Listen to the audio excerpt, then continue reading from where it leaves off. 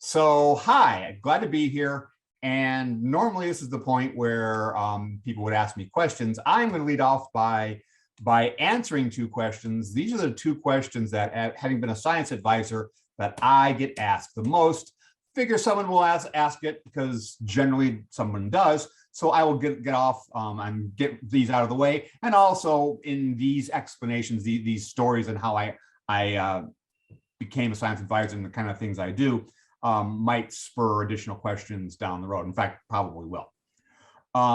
First, how do you get that job? Well, there's two answers to that, because how I got it and how you might get one today are completely different. And it's a lot easier right now, though it's a lot harder to get paid. So there are trade-offs. It turned out that way back when I was a grad student at UCLA, back then, Paramount had a method by which you could submit scripts to the Star Trek series. And at the time, we were talking Voyager and Deep Space Nine. You could submit scripts. They had a process. You could send them your script unsolicited, meaning you didn't need to have an agent, any kind of representation. And they were upfront. They said, we get about 3,000 scripts a year. A good outcome happens to like single digits, so you know your odds. So on order of magnitude, 1 in 1,000, and we promise it will get read. You will get it back in 8 weeks to 8 months, and that's all we'll promise. So a friend and I, he was our Air Force officer at Wright-Patterson in Ohio, we had been emailing and decided, Voyager has a lot of promise, but we thought it. First 3 seasons, they couldn't figure out or first 2 seasons by that point, they couldn't figure out what they wanted to be. They were still kind of finding their legs. So we decided to write a Voyager script. Well, I was a grad student, he's busy, had a job and a family. So it took a while to write, but we wrote what we thought we had a good script. We sent it into Paramount and promptly forgot about it because we're both really busy. And took a while, 7 months to the day after we sent it in, I got a call from the executive producer's assistant, said, she loves your story, goes in a direction we really don't want to go, so we can't use it directly, but we'd like to invite you to come in and pitch stories. So what that means is you develop 5 to 7 quick pitches. If you've seen Voyager, here's one. Hey, here's an idea. What if the Vernians want Neelix's other lung? Okay, or something like that. Anyway, so you come up with 5 to 7 stories, you sit down with a staff writer, and then you pitch your idea. And for all the stories you hear of people saying, well, Hollywood ripped me off, I'll tell you, because we're all subject to the same media input. I mean, right now, you might, the war in Ukraine is dominating the news. So that's a constant, input to all of our brains. It's really astounding how many times when I did pitch that it's either we just said no to that, we just bought that, we just shot that, or something along those lines. So they get the same story again. In fact, some production companies have what are called MOP lists, most often pitched, because people their own creative development, their own creativity, but everyone else had the same idea.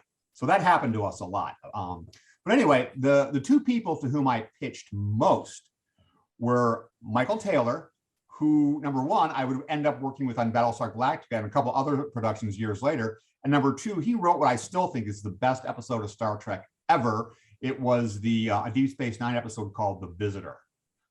Gut-wrenching from beginning to end. It was really good. Have tissues if you watch it, if you haven't seen Deep Space Nine. Anyway, the other person to whom I pitched was Brian Fuller. The Brian Fuller who known for Pushing Daisies and Dead Like Me, and he was the showrunner on Hannibal, and I was a big fan of that. In fact, if you want sort of proof of that, you'll see that episode 2 of season 2, episode 9 of Hannibal, a character has a pet rat named Kevin, totally named after me. Brian warned me in advance he was going to do that. Anyway, so I stayed in touch with Brian, and I saw at a convention Ron Moore show some preliminary footage of Battlestar, and I emailed Brian and said, Brian, I would be may I humbly ask that you propose me as a science advisor to Ron Moore? And that's a total lie. It went more like, please, Brian, please, please, please. Anyway, and he did. He pitched me to Ron Moore, and with Brian's, blessing, my interview was 5 minutes maybe, and I had the job. And they say your second job's harder to get than your first, but mine wasn't, because Battlestar and Eureka shared the Rock Hudson building at Universal. And one day at a get to know you lunch between the people who were sharing the building, the two writer's assistants were talking, hey, how do you solve your technical problems? We have a guy at JPL. Hour later, I got a call. I'm on Eureka. So that's how I got on Eureka. So that was pretty cool. And the guy, the writer assistant, is now, by the way, the showrunner on The Flash. So he's moved up in the world. That's kind of neat to see. Anyway, so that's how I got the job. I was basically in the day when it's not what you know, it's who you know. What you know will keep you on in the job, but who you know got me my foot in the door. So today there is an organization, a branch of the National Academy of Sciences they're based in DC, but they have an office in Los Angeles on the campus of UCLA. No formal connection. That's just where they found office space. It's called the Science Entertainment Exchange. And what the exchange does is, if you dial 1-844-NEED-SCI, that's not an April Fool's joke, it is literally, that's the number, you will get Rick Loverd or one of his assistants. And if you're a filmmaker, ranging from a film student to a professional, like a 20-year professional, they will match you with a science advisor tailored to what the science is you need advising on. My most recent experience with them is, if you saw Foundation, the first season of Foundation, I ended up, started as a science consult. I ended up writing a scene, which they pretty much kept as I wrote it.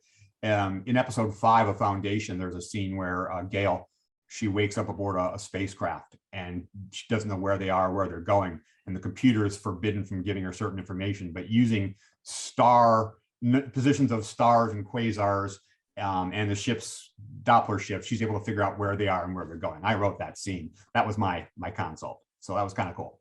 But so yeah, I mean, I'm still consulting, but that's how, if you are a scientist, and I'll tell you up front, they prefer PhDs. If you're a scientist and you think you might want to do the Hollywood consulting thing, also dial 1-844-NEED-SCI and say, hey, this is my expertise. They'll probably send you some kind of questionnaire, and they say, I would like to join your group, and they can make it happen. So, I mean, it's also kind of dependent upon what your expertise is. Do they have plenty of people in that area? Also, they will interview you, and I can tell you some things not to say. Do not say things like, I can't wait to show those Hollywood dunderheads what they've been doing wrong all those years, because that's a good way for you never to work again. One of the going mottos of the exchange is, we are not the science police. So the goal of science advisor, and this is a good place to start the other questions, is to help a production get the science as right as possible and still tell the story they want to tell. Because, and so, yeah, if you're a scientist and you see them misrepresenting science in any way, but especially yours, it's kind of painful. But if you've been a Hollywood science advisor, you'll have more opportunities to talk real science than you ever would have had otherwise. So that's the benefit of having consulted in Hollywood. So, any questions, or are we ready to start? Are we ready to start, or? Yeah, so, okay. The second, that's the first question. That was the first question. That was the first question. I said I had two. I had two. So that's just the first one. The second question that I get asked all the time, and it's almost always phrased like this. So what do you do? Do they like send you the scripts and you tell them what they did wrong? Okay. So that's part of the job of the science advisor. But every production is different. Let me use the example I just alluded to. I was on Battlestar and Eureka at the same time. Now, if you and so my title was science advisor on both, but it was two very different jobs.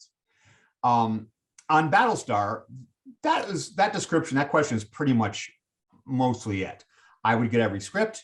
I would make suggestions. Since a lot of the people on Battlestar had previously been on Star Trek, they used a methodology isn't the word I'm looking for, but they used a trick they use in Star Trek where if they needed some technobabble or a term, maybe a legitimate term, they would just put tech in brackets in the script. So we'd say, Caprica 6 says, oh, and on the planet they tech the tech and blah, blah, blah, or something like that. So then that's my job, my key to fill it in. Not everybody does that. That's a handout from the Trek sort of lineage. So there's that. That's part of it. I was at Eureka too. But for instance, on Battlestar in season 3, I get an email or a phone call actually from Bradley Thompson, who is the person who I was probably closest with on the writing staff. He was the you go talk to him guy for, because he was probably the most science friendly person on the writing staff. And he and his writing partner David Weddle wrote the most science driven stories. Anyway, so he said, hey, so coming season 3, we're going to start getting serious about finding Earth. So we need some signs, portents, things, astronomical events that we can use as landmarks in the Prophecies of Pithia, so that to find along the way en route to finding Earth. And I can tell you one thing that a lot of people missed based on that. So here's something that fans of Battlestar almost invariably go, oh, because it slides under most people's greatest. Is that a radar? All right, so Prophecies of Pithia. This is kind of a little sidebar. Prophecies of Pithia, remember, this is in their religious scrolls. This is what Laura Roslin, President Roslin, was following. Remember, she was the dying leader, and well, it turns out that in season 3, we find out that the Prophecies of Pithia aren't prophecies. They're actually, it was a travel log. She'd been on the original journey to Earth. Now, think back to season 1. At one point very early on, Caprica 6, not Caprica 6, sorry, 6, in the head 6, tells Baltar that we know your religious texts better than you do. And the reason is, if Pithia was on the journey to Earth, our religious texts were written by a Cylon, because Pithia would have to be a Cylon. So that's something that I said most people missed, and it's subtle, and they don't say, hey, we're doing this thing here, we're doing this plot. There's a lot of things like that flew under people's radar, but if you get it, you get it, and it's a oh cool moment. If you don't, it doesn't harm your enjoyment of the show. So on Battlestar, my job in what I brought to the show was it would be like if you were describing your day to day to someone in 1966. I picked that not at random. That's the first season of Star Trek. Okay, so imagine you're describing your day to day. It would involve your phone. Okay, this is not a phone. This is a supercomputer on which you just happen to be able to make a phone call. Okay, so, and certainly by their standards, I mean, you've seen the meme online of all the things that are up in here, your cassette player, your phone, your everything. So that your notepad, your maps. So that would be total science fiction to people in 1966. And remember, the communicator was science fiction, and we're way past that. The communicator in Star Trek. So so my job on Battlestar was basically, we have a sci-fi setting and we're describing their day. It's science that was not a big driver in that show, but it was necessary to create the background. So we work in getting the science right to sell the story we were telling. Eureka, I was working on that at the same time. Eureka, if you've not seen it, Eureka is a town in Southeast Oregon that appears on no maps, at least no non-classified maps. And what's going on in Eureka, most of Eureka, the town is underground. If you were to drive through, it looks like a typical small Oregonian town, but really it's a high-tech government lab. the technology they're developing is 30 to 50 years ahead of where we are. And the technology we enjoy, like the aforementioned cell phone, is leaked out through a kind of sort of shell company to the general public. It's sort of like a modern day Manhattan Project. And that is what Eureka is about. It's a dramedy, and it's about the things that go wrong usually in the town of Eureka. And the one thing about it, is that the science was highly speculative. So sometimes you're guessing what's this technology going to be like in 30 to 50 years, and that's tough. And sometimes you miss wildly, and sometimes you put something out there and people tell you what dunderheads you are, and then it comes true. For example, and the one thing my kind of patent example there is in one episode we 3D printed Felicia Day, and people said, "Oh, that's silly." And now scientists are looking at 3D printing meat for vegetarians who are vegetarians for moral sakes as opposed to dietary sake. So you can 3D print meat if you want a burger, don't want to kill a cow. So we're getting to the whole printing, and they're talking about printing organs now too. So that's not too far away from printing Felicia Day. Anyway, so in that it was more speculative, and on that show I would go in before each season and do a PowerPoint presentation on here's some cool new tech that's arisen since our last season that we may be able to utilize. And then what we do is we kind of know the characters' arcs. We try to find a thematic link between the character story and the tech du jour. But the important point is that on Eureka, science is a character too. We have a different science guest star each week. That's kind of how to look at it. Okay, now I've answered the two questions. How do you get that job, and what as a science advisor do you do? I should say that also on Defiance. On the show Defiance, I did a lot more. Eureka and Battlestar, I worked on every episode with the pilot. On Defiance, I was working for them a year and a half before we even started shooting. So we were working on the world building, making sure the world was so bizarre in that show that we wanted to have a science foundation, which to ground a lot of this. And a lot of it is about grounding. A lot of it is about getting the science that in the background right as possible. So when that science fiction element comes in, people are more likely to take the leap. And a really great example of that, a recent example, is the Expanse. The Expanse, their science is really solid, and they get let's stick there. The science is really solid, and that helps for when they ask you, when the science fiction element comes in and they want you to take that science fiction leap. You're more likely to do that. Right. So anyway, now I think we've answered the two questions that I get asked most often. So, questions?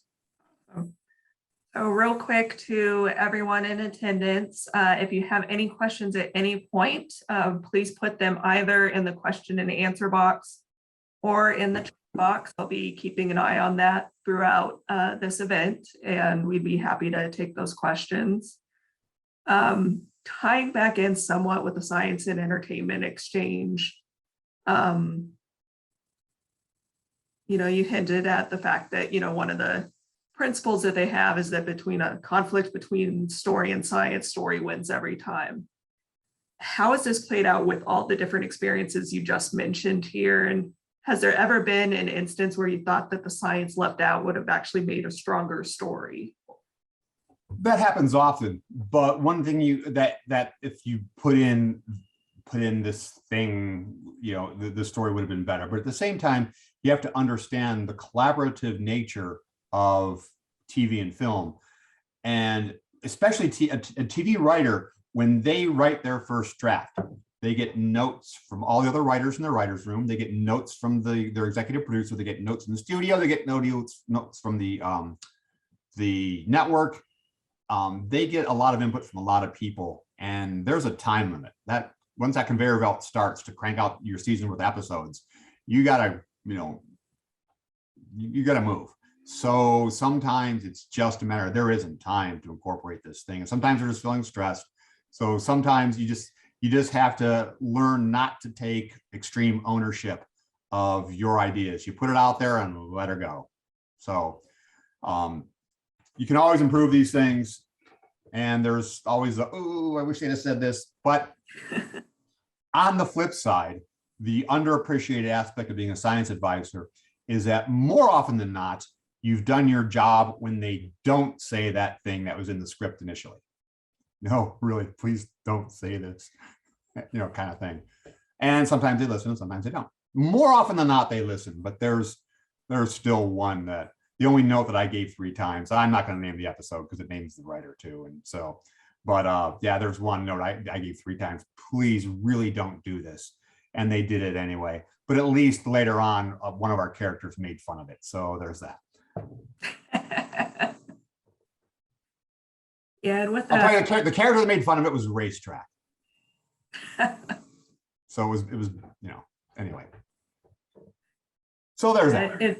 And with that, aside from like the collaborative nature kind of affecting how things play out, you also mentioned in volume 1 that there's a number of scientific concepts that are like so counterintuitive that it actually makes viewers kind of like drop out of the narrative, like the fact that explosions are soundless in space. What other concepts have you found are difficult, like as you've worked on all these different shows and different concepts come up? Well, let's go back to the explosion in space first, or sound in space. It really is, I don't know who did this, and I really should look this up someday, but there's some focus group work done on shows with and without sound in space. And your goal as a writer is to keep your audience engaged in your creative vision. And what they found is that, okay, so you're trying to create the oh wow moment and avoid the oh please moment, or the video game industry has a good term. They call it immersion break. It's when you go from being immersed, yeah, tell me more, yeah, oh, I know, no, no, just that reaction, which we've all had, I think.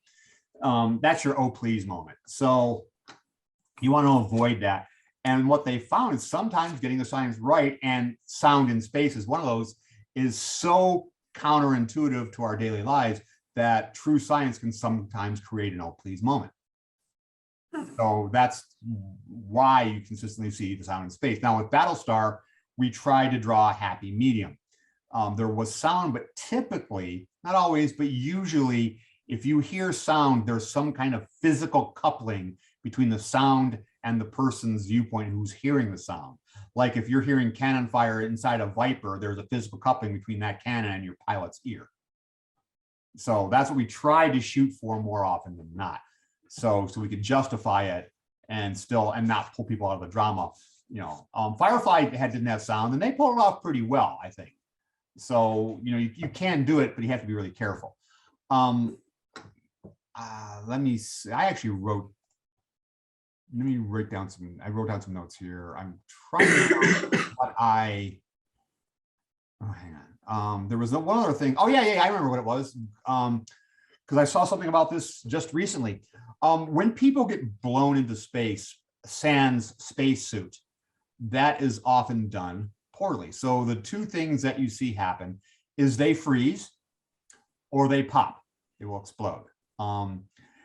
And we're used to seeing that so often that what really happens is kind of counterintuitive. And what happens is what we did in Battlestar. It was also done on Titan AE. I didn't realize this, even though I'd seen it before Battlestar, and it's been done right since then, is if you're blown out into space, do you freeze?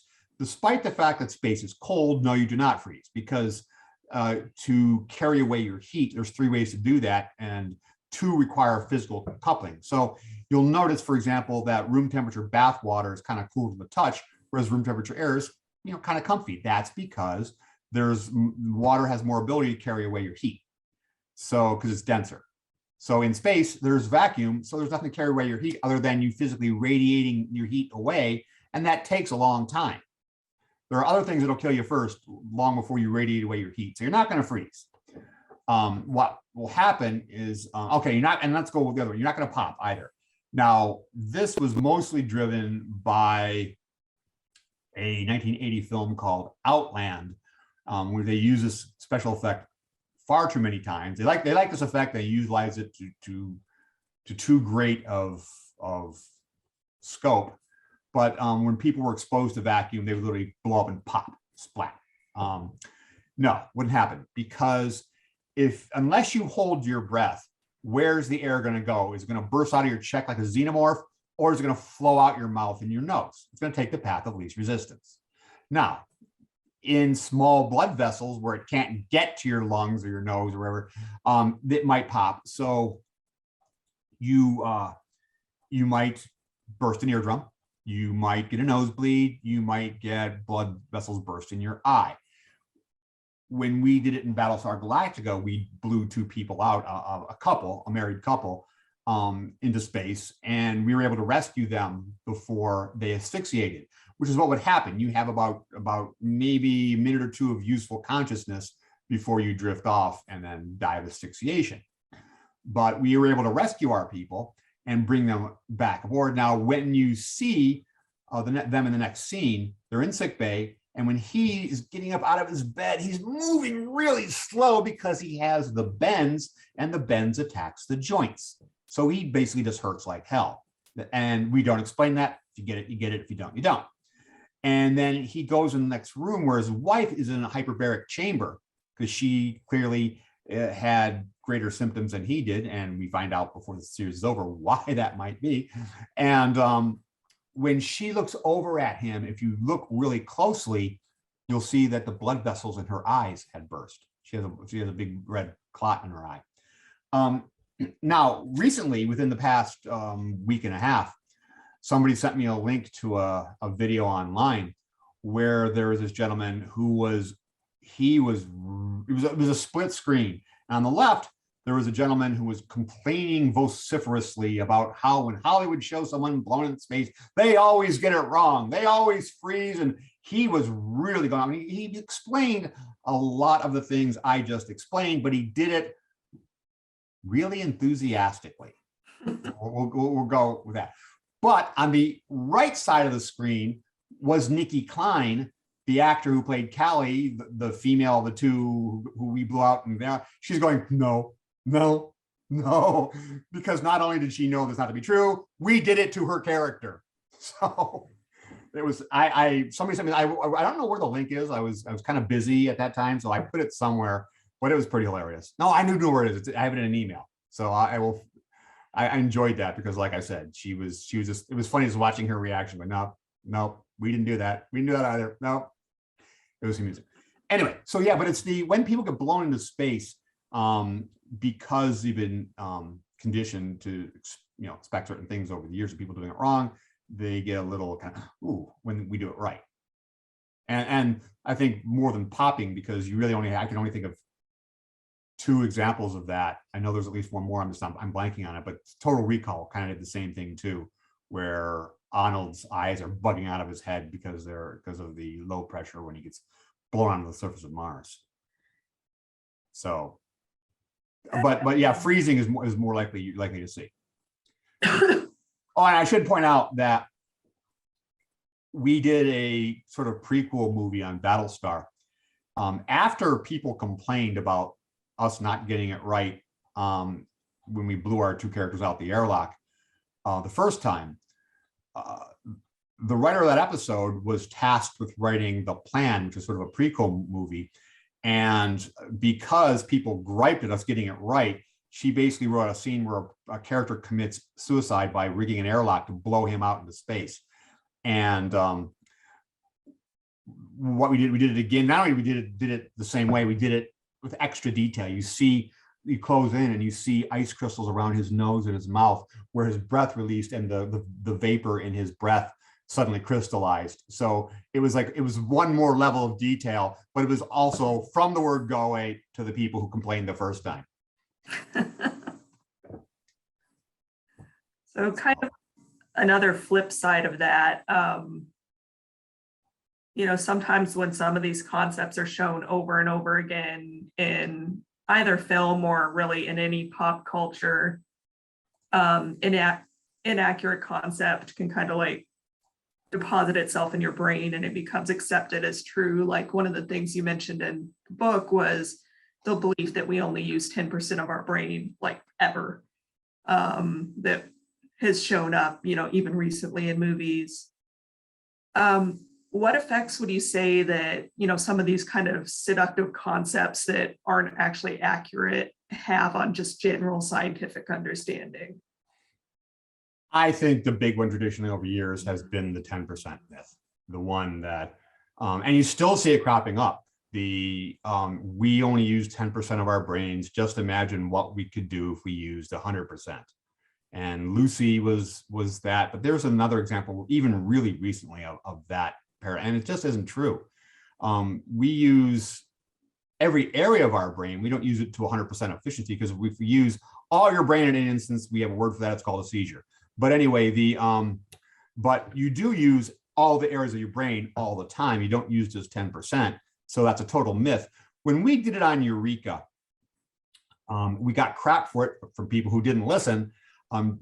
Henry Deacon, who played by Joe Morton, he at one point says the humans only use 10% of their brain at any given time. Still not 100% correct, but a lot closer than how you've been hearing it in TV and film for years. So and that's, it gets out there to the audience. Some of your audience will grow up to be filmmakers and just repeat the cycle. Now, luckily, in some areas, like space exploration, the real world is so pervasive that you can't make the same mistakes. Example we use in the first Hollywood science book is that the average person today has a better idea of what the surface of Mars looks like than the top scientists of 1963.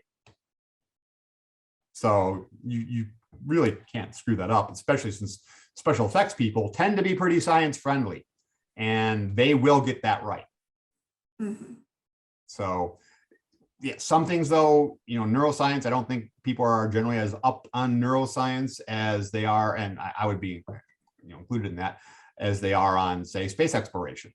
Luckily, in the third book, my co-author, since we're covering psychology and neuroscience, my co-author is a psychopharmacologist. So she knows psychology, she knows neuroscience, and she knows drugs. Awesome. So what other topics will be in volume 3? Well, chemistry is huge. I mean, I wrote a chemistry chapter that was 28,000 words long, and to give you an example, the first book was just over 100,000 words long. So it's basically over a quarter of a book. That's huge. And in fact, our editor said, no, you're going to need to split this up. So we split that into chemistry, the sort of theoretical underpinnings, and then sort of the on-screen chemistry, in-word acids and explosions, kind of things like that, the fun stuff. So and so I'm constantly looking for cool chemistry things, because chemistry, I think most people don't have a sense that chemistry is fun and exciting, and actually there's some cool chemistry in TV and film. There is Discovery, the Star Trek Discovery this past season had a bit where chemistry came into play, and it was sort of like chemistry meets The Arrival, the movie The Arrival. Is that, I hope that's not too spoilery. I don't think it is. So anyway, so there's also a related topic, a material science. And the reason that's important is in the chemistry chapter, we talk about some traditional myths. Here's another thing that kind of gets ingrained, that gets propagated. It's the spacecraft, the alien spacecraft hull is made of a new element we've never encountered before. No, it's not. We know of 118 elements. We also know that anything above atomic number 92 is radioactive, and the really heavy ones are exist for tiny fractions of a second. Your alien spacecraft hull is not made out of element 126. And no, I don't choose that at random. We explain in the third book why I just said element 126. But anyway, so but having exotic materials for a spacecraft hull would be perfectly reasonable. That's now the purview of material science. So we have, and also material science sort of sprang out of alchemy. Alchemy actually sprang out of material science, metallurgy, and then generated other material science. But we also talk about alchemy because believe it or not, in the two elements of our book, Hollywood and science, alchemy actually influenced storytelling as much as it influenced chemistry. Because the alchemists tended to write their story as prose, what their discovery, they would weave it into a story. And the stories almost always had a hero's journey sort of model, which is a common model for storytelling. The Star Wars stories all really lean in heavy into the hero's journey model of storytelling. So alchemy, you could argue, influenced Hollywood as much as it did chemistry.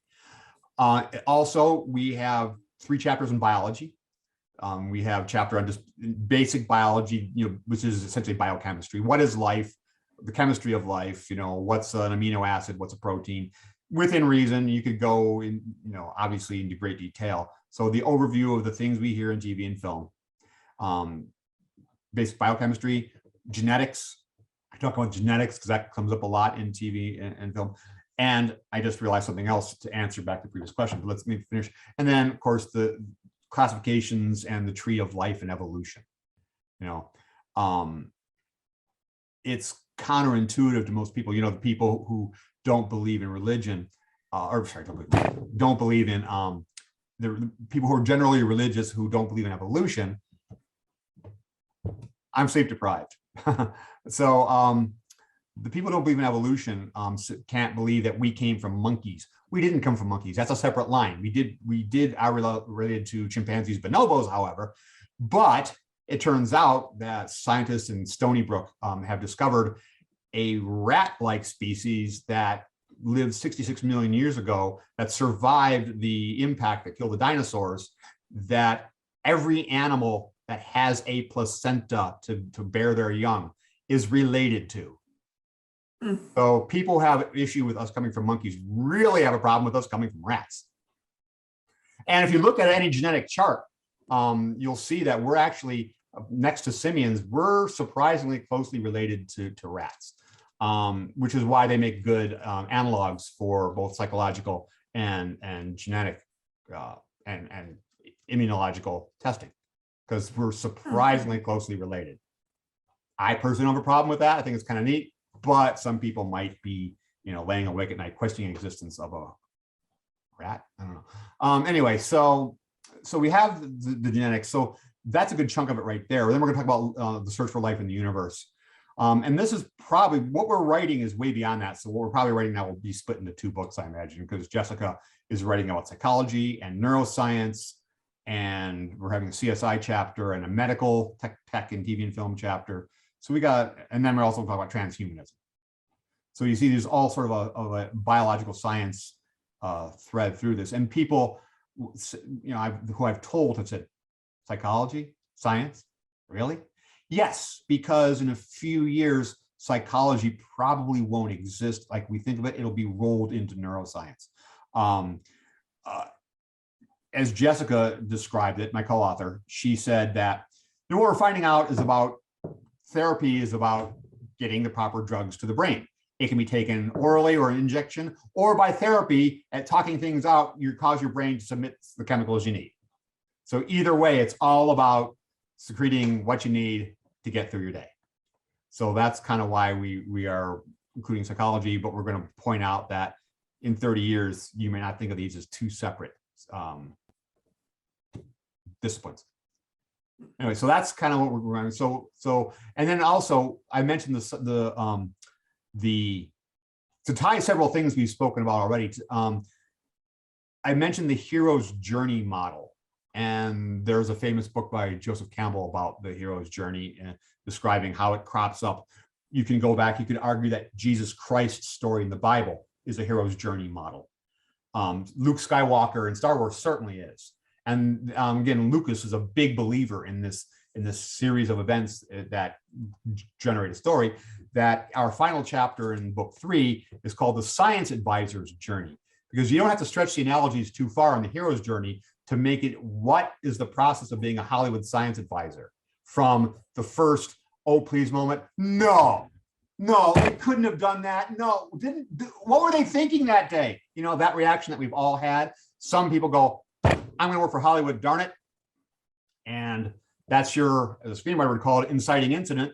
And so you finished your first film. Now you've defeated slayed the dragon. You've got the boon, the prize. You've conferred to humanity your science, and now it's time for the sequel. So we take all the steps and basically go into detail using the hero's journey model, which is kind of, I mean, it's amazing how much you don't have to stretch the analogies to the breaking point. It fits surprisingly well.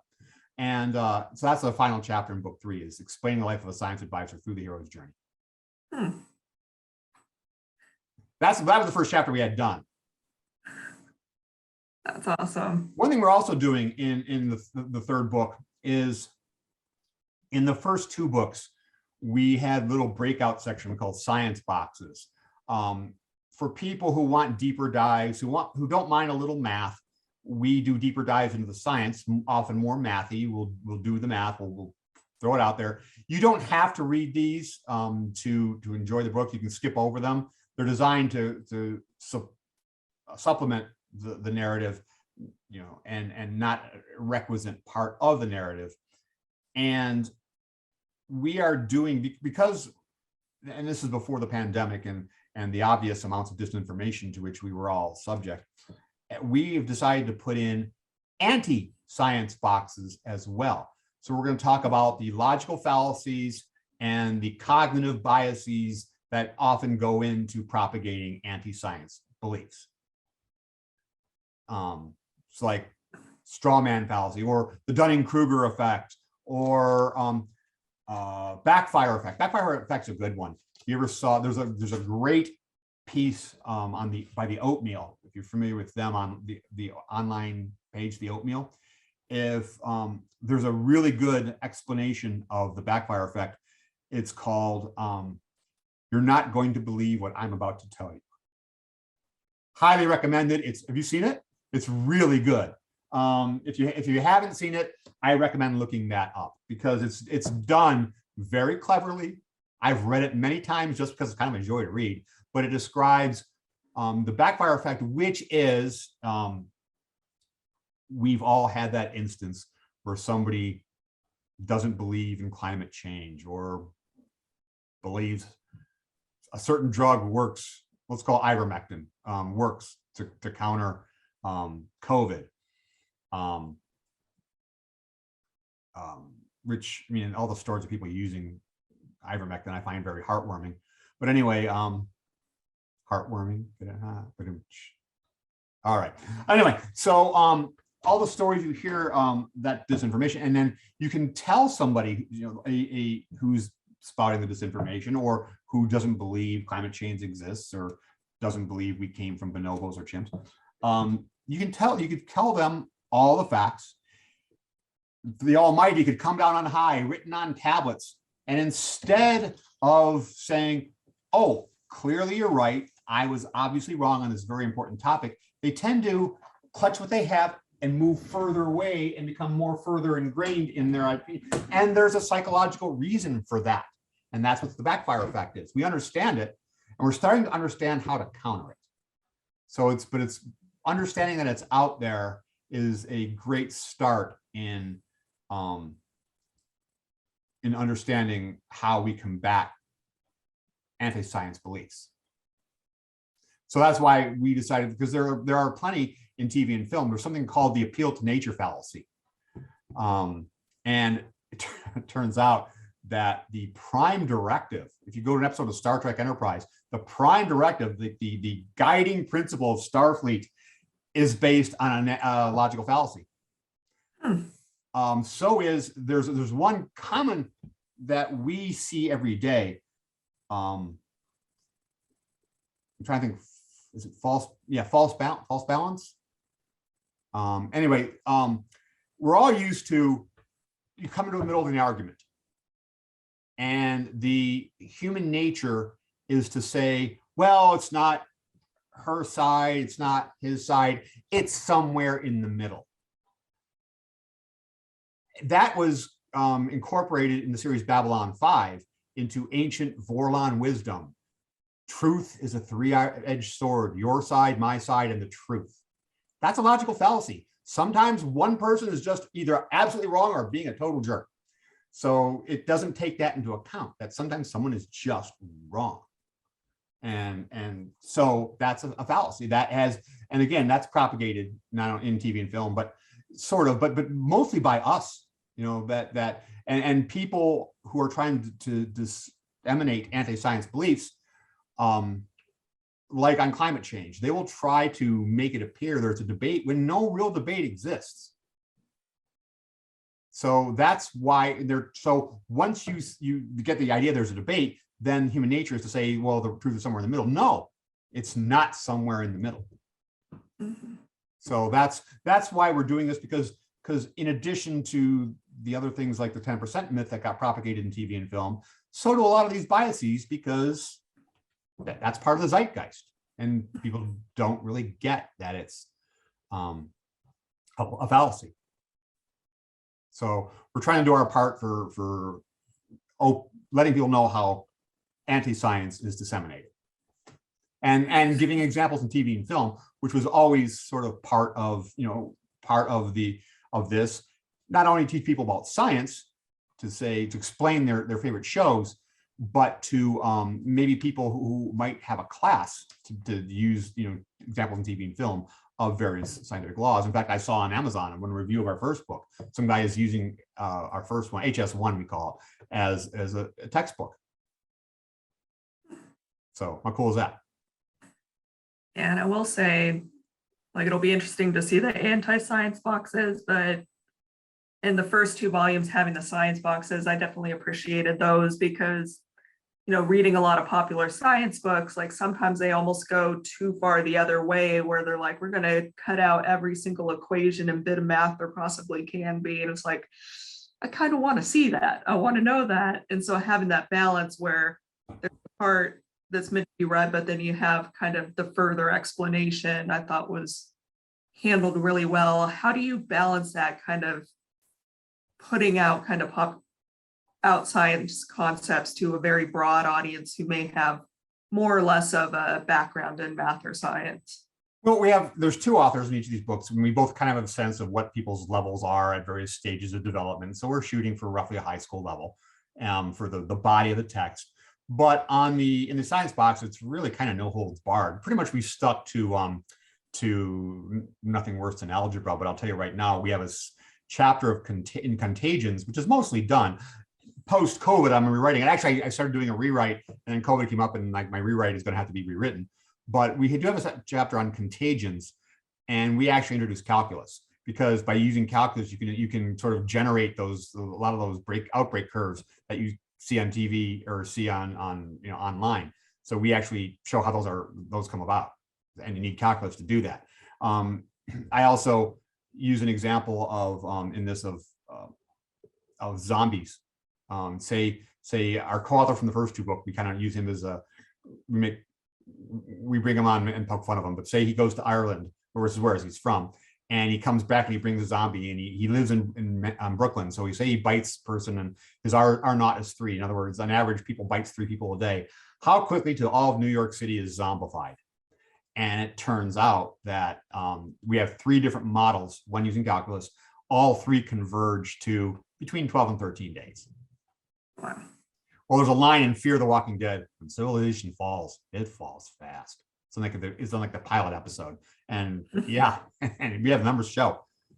So anyway, so we do introduce calculus in the 3rd book, but we describe the calculus first, a derivative is a slope, and etc. So we try not to make it too hard, but we want you to appreciate where, and again, the whole area under the curve, his outbreak curves, those were in the first chapter, which was written quite a while ago, long before COVID came out.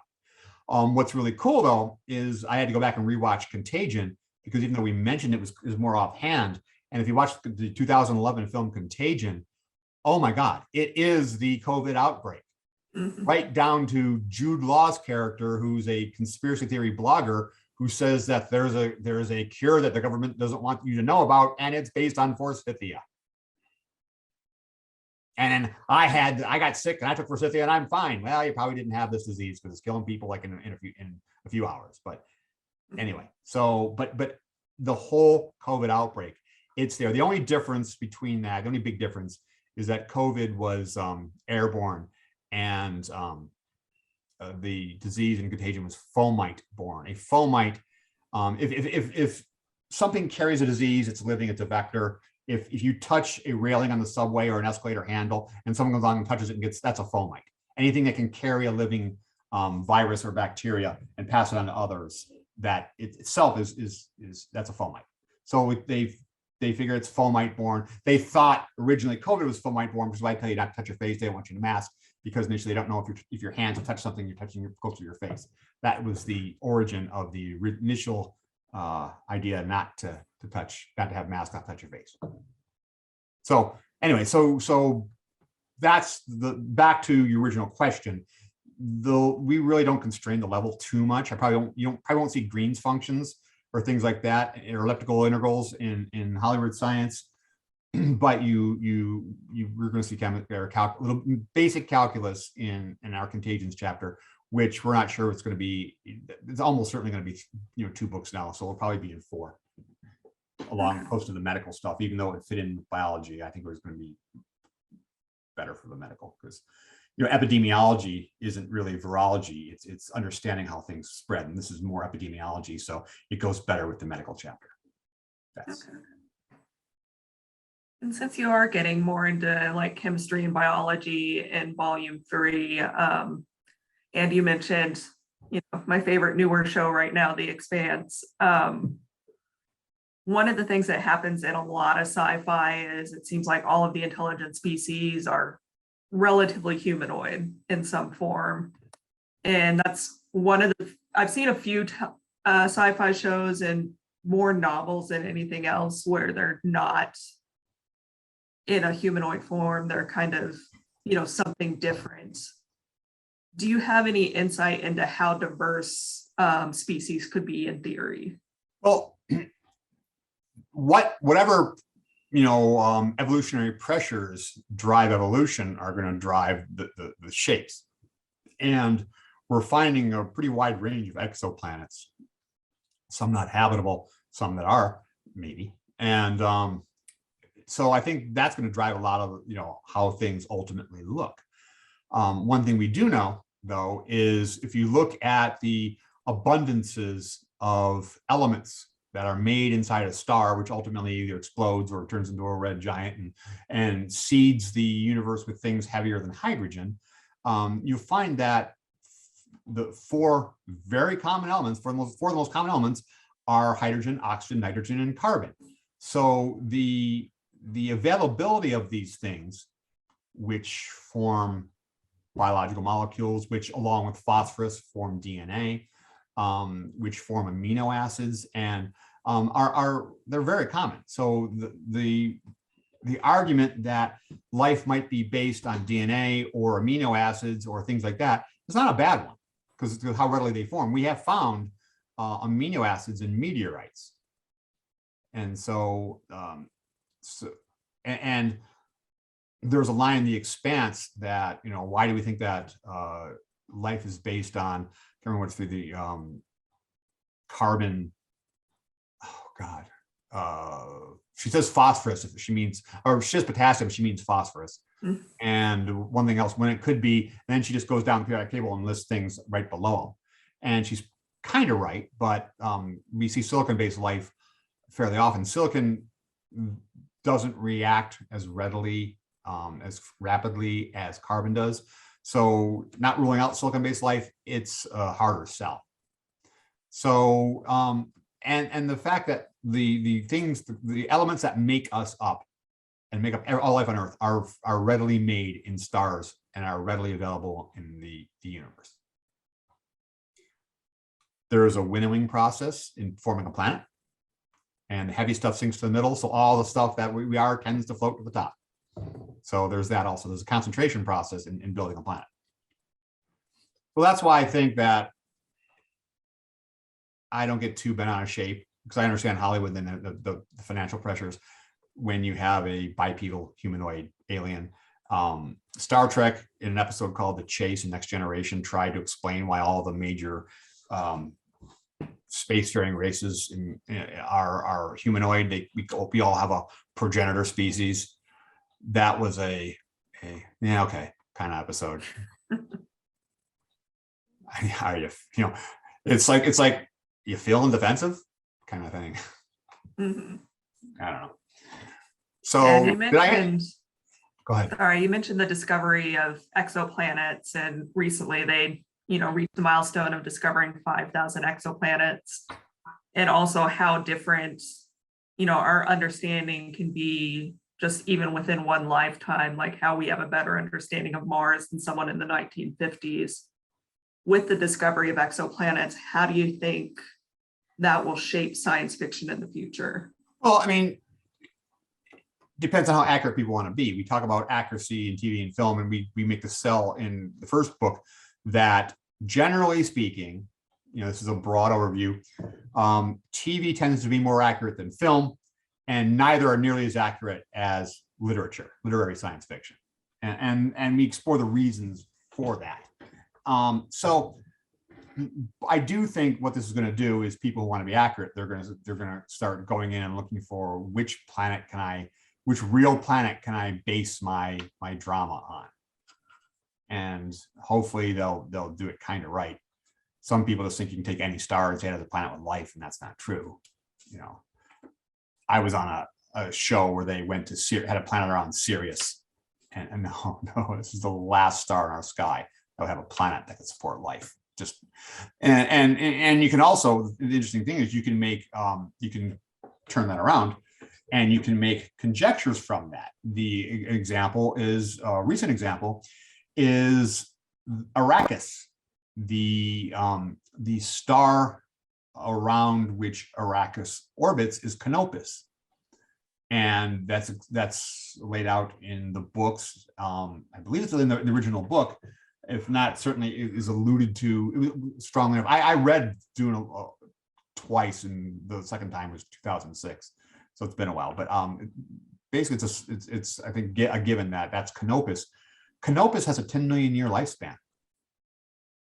It's a yellow supergiant. So Canopus, so if we have a planet that can have life and has sandworms, firstly, the planet was obviously terraformed. And the sandworms come from somewhere else, because those didn't develop in 10 million years, I'll tell you right now. So it allows you to make conjecture like that. Okay, you could do a story from that. Where did sandworms come from? Where is there another planet that has sandworms? So there is another planet probably with spice. I mentioned that to one of the authors of the current Dune books at a convention, and I don't know if they've taken that and run with it or not. But certainly there's more spice out there. So Arrakis isn't the only source, and you'd think we at Kynes would know that. So yeah, what I think people are going to be doing more digging to find places to set. First, they're going to try to find something to set their drama they already had in mind, and secondly, they're going to say, what's a cool place I can do something weird on? And there's obviously there's a lot of choice now. Yeah, since you mentioned it, and with the recent cinematic version of Dune coming out, what is your opinion of the idea of spice within the Dune series? There's a little bit of dropout. Could you repeat that, please? I just said, what is your opinion of the usage of spice in the Dune series, and how that kind of takes shape within that series? It's sort of the equivalent of the transporter in Star Trek. It enables your drama. The transporter, I view as a murdering clone maker. I don't think you would survive that. Certainly, if what came out was alive, it wouldn't be you. But it enables us to not have to land our ship or go down a shuttle every week. It gets us into the drama, it enables the drama faster. It can even become part of the drama in some episodes. So that's roughly how I view spice. It's roughly the equivalent of the transport. It enables the drama, and warp drive. It enables our drama. The one coincidence is that I had forgotten how the Highliners were described, how they jump FTL. And when I was tasked with determining how FTL worked in Galactica, which we never said in the series. We had it internally. We just wanted to know. It was as phrased to me. It was, we need to know what components it had. We need to know how it works, so we know what components it has. So our captain, in a last-minute Wrath of Khan-like maneuver, can race down the engine room, fix the FTL, and save the ship, and lose his life in the process. Obviously, we're talking about the first commander of the Battlestar Pegasus here. And so that's exactly what we knew how the FTL worked. We knew what it had. So then, but we never said. But in the end, the description was, I didn't realize at the time, but later when I went back to The Science of Dune, another book that I wrote years ago, I realized, oh my gosh, what we just recreated the Highliners basically from Dune. A little more technical detail, but still the same basic premise. I kind of went a little far afield. Did I answer your question, or Yes, you did. You need to revisit the question? Yeah, and real quick, to everyone in attendance, if you have any questions or any thoughts that come up, please put those in the chat or the QA boxes. So back to Hollywood Science Volume 1, one of the things that you go over in there is the different kind of scientist archetypes that you see in science fiction, particularly cinematic science fiction. So like the mad evil or power-hungry scientist, the inept absent-minded scientist, the scientist as sidekick. How have you seen kind of the usage of those common archetypes change over the past few decades? Scientists are gotten to be more characters and other than caricatures. It used to be you had two basic models. You had the mad scientist, or at least extremely peeved, and you had the nerd. And usually the nerd was, his goal, when I say he, because it was always a he, and he wore a lab coat and glasses. So he was very, very stereotypical. And often, to make him slightly interesting, he would have a beautiful daughter who would be on the mission as well. I mean, that's kind of the stereotype from way back when.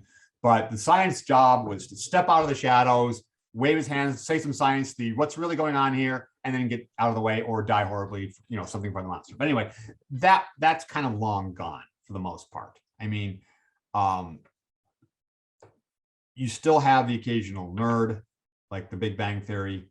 But at the same time, I don't know about you, but I know every one of those characters.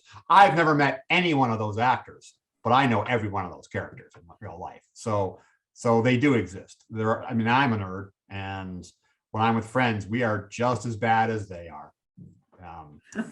The mad scientist is something you don't see as much anymore, though you could argue that Walter White is sort of a modern day mad scientist, just a little, with more reasonable capabilities and outcomes. Though, you can forget superhero movies. That reminds me of something else I'm going to harken back to. You don't see the mad scientist as much. The one couple I can think of, like the Master and Davros from Doctor Who, those have been inherited, for long. They're fan favorites from years and years and years ago, so they'll keep coming back. But they're not. I don't think you'd see those characters today unless it was in like a superhero film, or The Boys, which is still a superhero film, just a darker take. So the mad scientist is kind of gone, or at least changed in sort of the anti-hero with more realistic powers. More scientists are heroes. Jurassic Park is a great example where your scientists are your heroes of your film. Not just saying what's happening, they're running from the monsters and coming up, crafting solutions to solve the problems of the day. We don't leave that to the non-scientist, who is your star, your movie star. And let me say, is the one shining example of where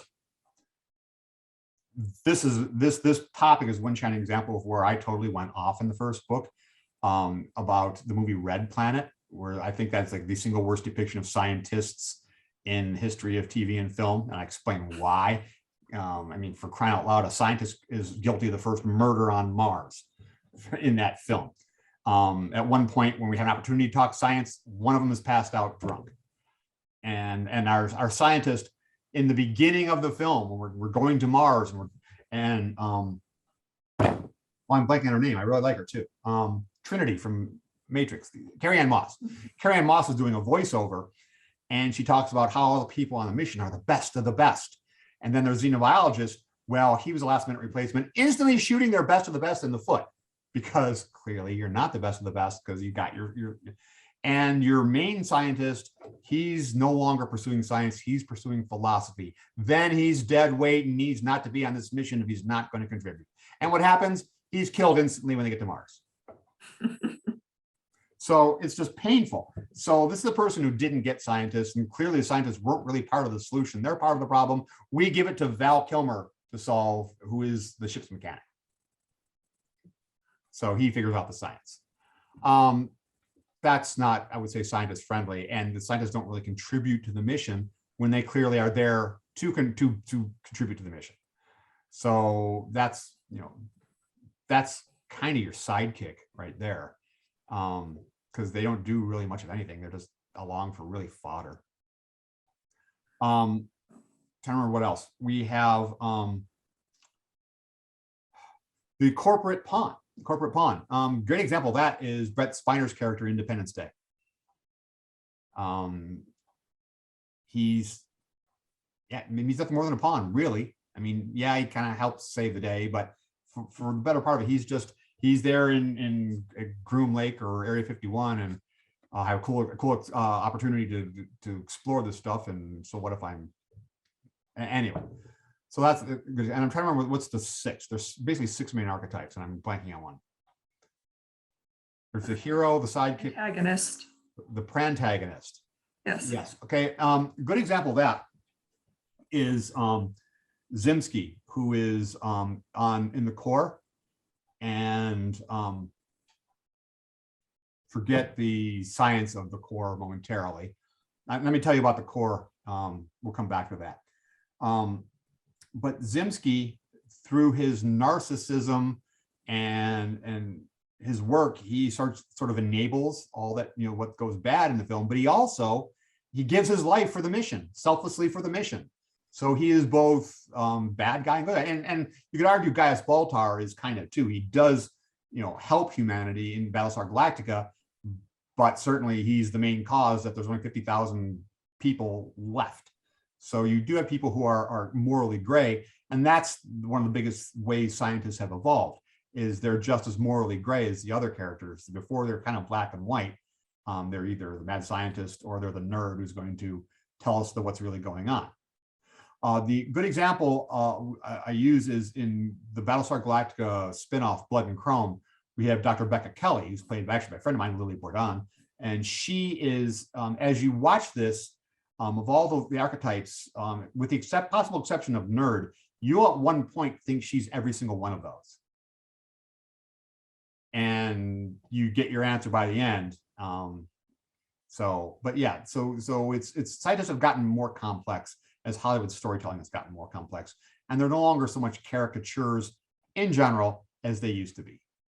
I mean, I have worked on something where I actually was offered a job to work on something where the scientists were caricatures.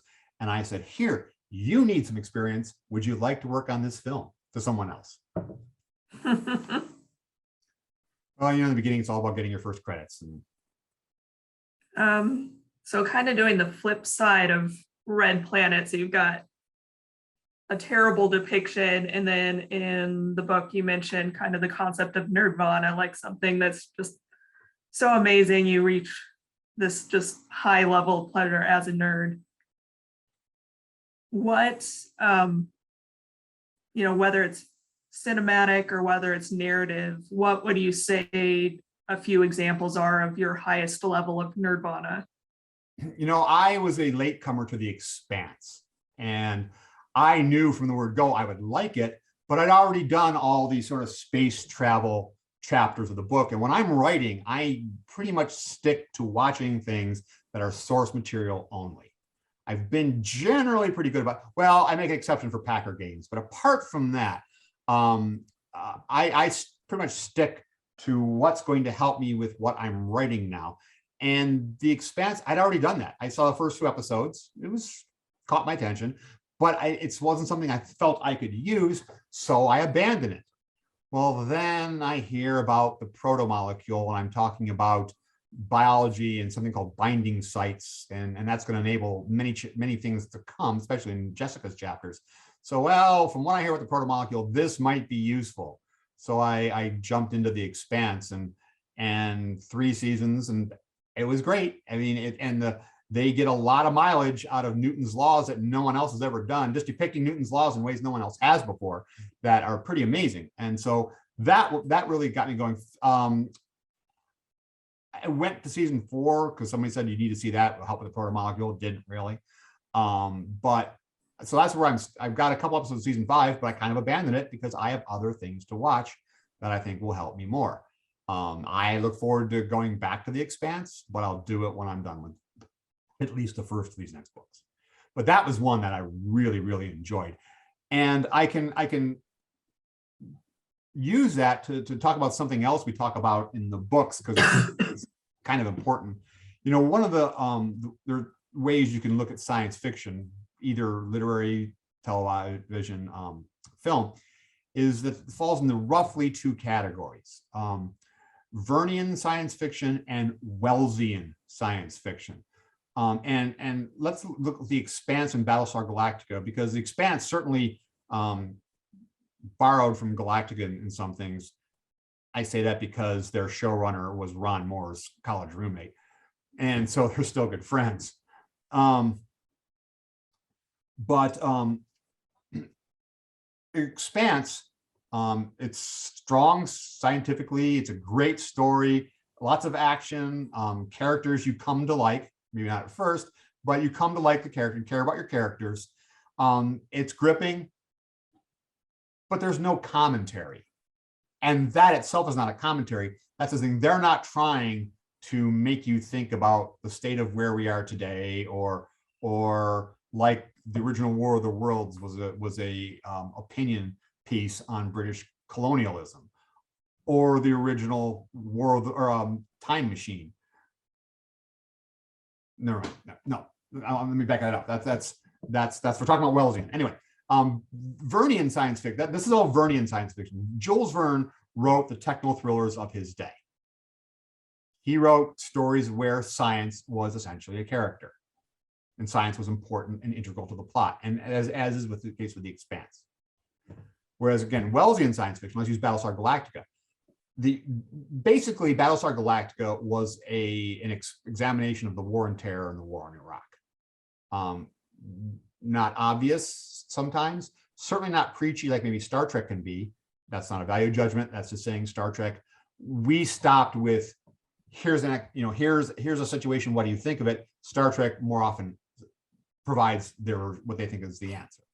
But those are Star Trek and Battlestar example of Wellesian science fiction, where you do make social commentary. Mm-hmm. So that's, here you see one of the things we discussed, I think in the Nirvana chapter, about different types of science fiction. Some that are there for social commentary, and some that are just there to tell a ripping good yarn. Yeah. Okay. You play with that a little more in the later season, because they get a lot more into the politics.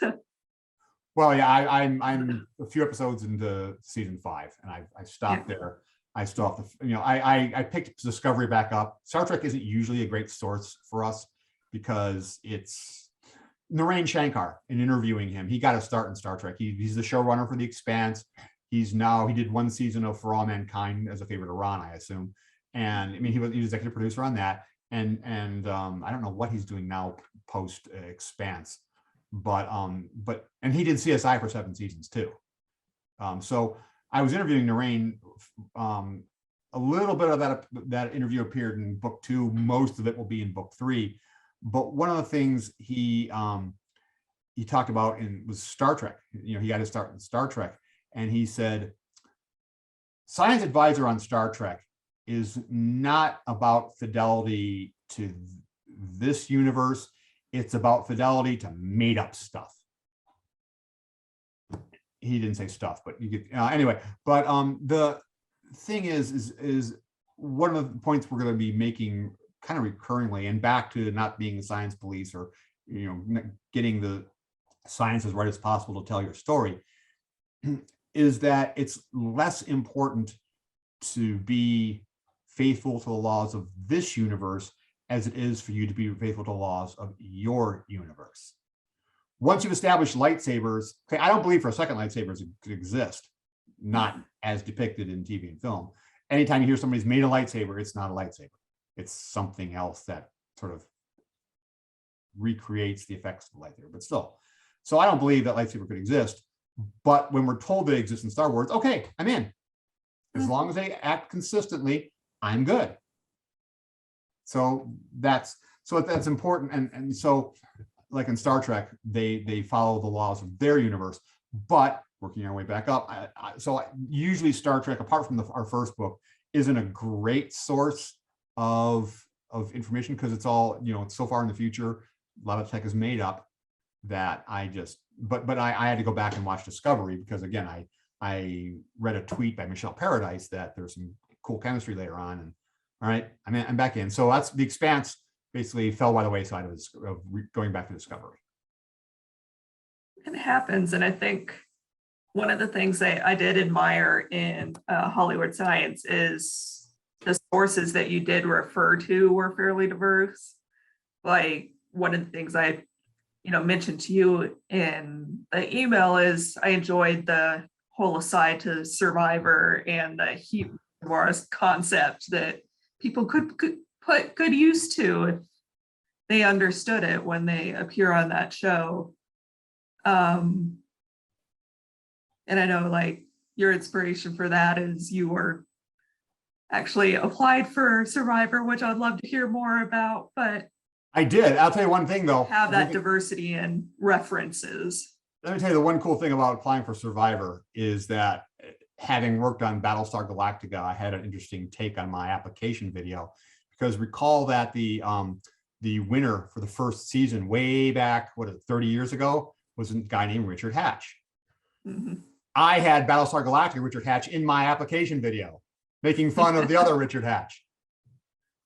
So, I since secrecy, who wins is such a big aspect of the show, I realized only after I submitted it, and that they really don't want you to have anybody else in your video. They don't want anyone else knowing that you're going to the island, or or why you're disappearing for a few weeks. So I just had too many people. I filmed at the gym. I filmed with Richard.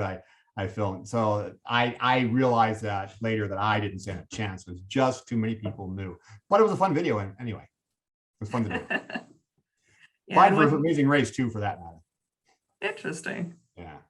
With that reference, and then also in some of the different footnotes, like you made the classic Starfleet joke of the whistles and all of that. Whistles, yes. I enjoyed the fact that the footnotes actually pulled you to want to read the footnotes, because sometimes a book of this sort, like, it's only the reference, and so you kind of ignore it. But there were enough like funny moments and interesting moments interspersed in the footnotes that I found myself referring to all of them. Was that, or did you just have fun doing them? Well, and that's the thing. When I started the book 3, it's like I thought the footnotes in book 2 were even better than 1. And my favorite line in the book was a footnote that Stephen wrote. And we're talking about the concept of gravity assist used to sort of slingshot spacecraft all over the solar system. And then we talk about a show that did gravity assist right. It was called Virtuality. It was what the Battlestar Galactica people did during the last writer's strike, when they couldn't work on Battlestar Galactica. We did a show called Virtuality, and they did a gravity assist on Neptune. And the captain of that was Nikolai Coster-Waldau, who was Jamie Lannister. And then we mentioned him, that he was the captain of the Phaeton, our ship in that show. And then we put a footnote in, and Stephen wrote, who, as Jamie Lannister, gravity assisted Bran off the tower at Winterfell. I thought that was hilarious. That just cracked me up. So, but yeah, the footnotes are fun to write, but at the same time, starting book 3 is like, my God, can I keep up to that level as we did in the last book? The answer is yes, definitely yes. There are some ones that I'm kind of proud of. My co-author said she passed Pepsi onto her keyboard through her nose from one of them. So Works for me. Hopefully, people will find it as amusing. But yeah, sometimes you come up with a joke and then I just can't leave it be, and it doesn't fit in with the dramatic flow. It goes into a footnote. Mhm. And the ones that are skeevy kind of usually go by the wayside because we don't want to get too dirty. Real quick to the attendees, we'll be wrapping up with a few final questions. If you've got anything that's just picking your interest, and please put that in the Q&A or the chat box. Do we have any questions? Everything that we've talked about, you have had such a diverse career. You could be asked one thing about your career that maybe you don't get asked that often. What would it be? I don't know. I could get asked one thing. Tell you what, ask that as your last question. I'll kind of put it in the background. I'll the background process. But one thing I want to revert back to, because another answer to a question you already asked about something that keeps repeated over and over. Okay. When on occasions when superhero stories try to add science, to why our characters have superhero powers, inevitably they're a mutant, they're a genetic mutant, like the X-Men, or it's a gamma rays, in the case of Bruce Banner, have activated dormant genes and things like that, or compound V in the boys, it activates something in your genetic sequence. When you think about it, how is that not a biological equivalent of the 10% myth? Yep. It is, that there's all this dormant stuff. And the fact is, within this past couple of days, we finally have sequenced an entire human genome. And what was discovered was that there's really no such thing as junk DNA, which I think most people who are geneticists kind of thought all along. We've heard about junk DNA, which was the fundamental idea behind you have this random DNA which could be activated and turn you into whoever you get turned into. Well, we now know that that's not really true. You might be able, so it's just allele wrong. Genes, allele, bad genetic puns. See, I'm doing footnotes even during a talk. Yeah, so with everything that's come out, I feel like these past couple months, there's been a lot of really interesting science news. I mean, there always is a lot, but, with the DNA sequencing, with James Webb Space Telescope being launched, with the exoplanets, with everything that we're starting to get even more insight into, if you could have any sort of science fiction story in the future, what would it be? Is there something that's just piqued your interest in the recent discoveries that you would love to see play out in the future? From recent discoveries, no, but I am a writer also. Remember, where we started with this was I got in because of writing. And when I started getting more and more work, post PhD, I went back to UCLA and got a degree in screenwriting. They call it a certificate, but really it's an undergraduate degree without the electives. I already had 3 bachelors. I had more than my share of electives, didn't want any more. So I just took the screenwriting and production classes. So I've been writing, and I actually have sold a pilot script. I sold it to an edutational animated series. I have others. I have a Mars colonization pilot. I wrote a sitcom, which was pre-COVID, has not aged well. So I'm kind of reworking that. I wrote 4 episodes. The next 2, 3, and 4 might be salvageable. 1 certainly isn't. So yeah. And there's one idea I had long ago. I developed it a little bit in a UCLA class, and if even the original title, I say that is a kind of more of a giveaway than I want. But what I can say is, one person who's read almost everything I've written is Robert Sawyer, the novelist. We're buds. We share a room at Comic-Con. Last time there was a live Comic-Con in San Diego, and I was telling him about this plot, and he said, "That's the best thing you have. That's amazing." So that's down on my list of things I'm working on. I mean, I'm working on a Hollywood Science 3, maybe, and 4, probably enough to get both. Also working on a screenplay that is not science fiction, nor is it even science-based. It's just a regular story. Any And it hints has a at rat. what that sort of story is? Well, I can tell you that the name of the story is Sadie. Oh, The backstory is on that is when I taught at West Point, I discovered that I had a rat living in my house, and it was just one. I don't know why, they're usually colonies, but I had this rat, and over time, I managed to get her to come when called. She would take food from my hand. When I was going to move out from that house, not wanting her to get exterminated, I captured her. She was absolutely vicious, as you would expect for a wild animal. But before she passed, she became the most devoted pet you'd ever. Yeah, I can't imagine any being more devoted than she was. She was a great pet. And if you go on Facebook, hashtag the incredible Sadie, you see basically a lot of her life.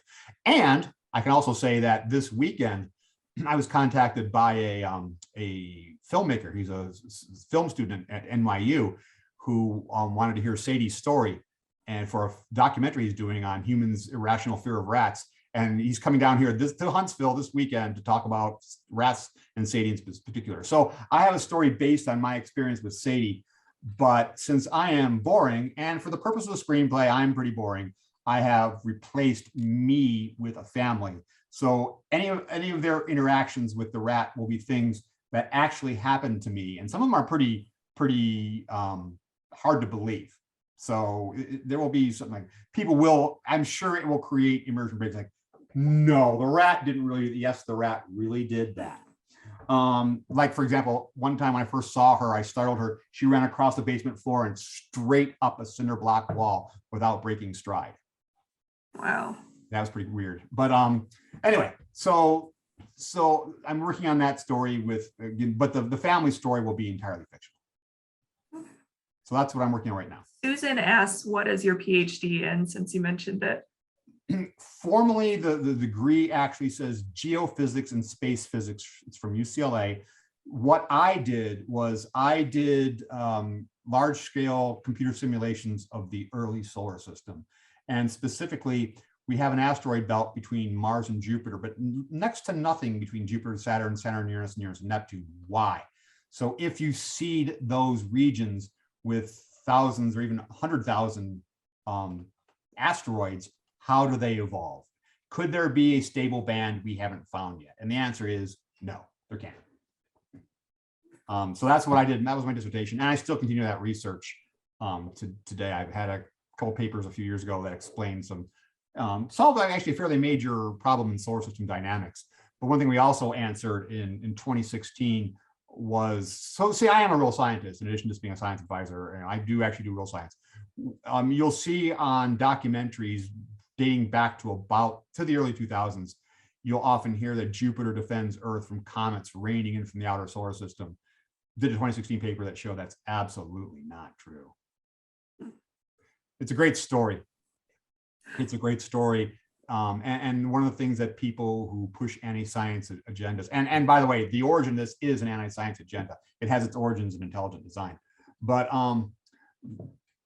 without science, math, or logic on their side, they tell good stories. Hey, did you hear about the woman in Kansas who died from the latest vaccine with blood pouring out every one of her pores? Stuff like that. Tells a good story, gets you scared, not based in science in the least, but it's a good story. And that's pretty much the story. You know, people love the idea of Jupiter man defending Earth, you know, but it's just not true. So that was me. Showed and then that back to that question that you're mulling over in the back of your head there. If you could be asked anything about your career, what would it be?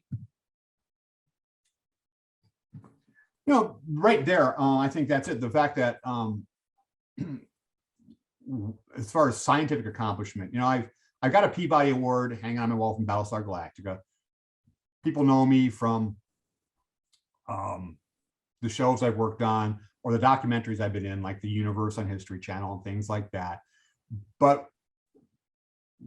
I did, you know, kind of kick that notion of Jupiter defends us to the curb in a paper. And then the how it actually targets Earth, we solved one of the larger outstanding problems in solar system dynamics. So the notion that I actually am a scientist and have written some fairly big papers. In fact, I've seen a paper where a mission was proposed to Jupiter based on the model that we proposed for how Jupiter redirects things in our solar system to target Earth. So, I mean, that people actually, people tend to think they're mutually exclusive, especially scientists. If you work in this area, then you're probably not much of a scientist. Well, that's not entirely true. What it means is I'm single and don't have a life and have plenty of time. I mean, you worked at JPL on multiple missions and have a PhD. You've got science cred. So. I just realized, I smiled and realized that I had a tooth pulled recently. I just realized it shows. I never really thought about that because I don't look at myself in the mirror that much. And wow, I just realized that if you wanted to get really stereotypical, and now I live in Huntsville, well, if I'm going to live in Alabama, might as well look the part. But just kidding, because Huntsville is actually pretty cool. But anyway, I digress. I just so insensitive as I realized I smiled, and you can see that hole in my mouth. It happens. It does. Unfortunately, I got two holes. You just can't see the other one. All right. So anyway, any other questions? Anybody online ask any questions? I see in the chat there's something. I can't see what it is, but I see that somebody's asked. Oh, what's my PhD? What is your PhD in? So yeah, that's what my PhD is in solar system dynamics. And that's any other questions on the research? I can go into that. You want to talk about Stormer integrators and big data analysis of data sets, and okay, no. Actually, I am curious about the big data analysis, but I'm actually thinking it might be interesting to do a talk purely about the science later. So. Could do that. And one of the cool things that, let me tell you, we do a panel at San Diego Comic-Con every year, and we do a good job of getting some really interesting guests. We have like a recurring person that joins our panels, Ashley Miller. Ashley co-wrote Thor and X-Men First Class. When I say co-wrote, he co-wrote them with Zach Stentz, who wrote the foreword to our second book. So Zach has appeared in our panels too. Jamie Paglia, who was my showrunner on Eureka, who wrote the intro to our first book, is going to be on our panel this summer.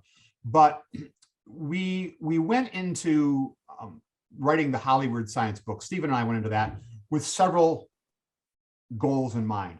One was clearly to explain the science in TV and film.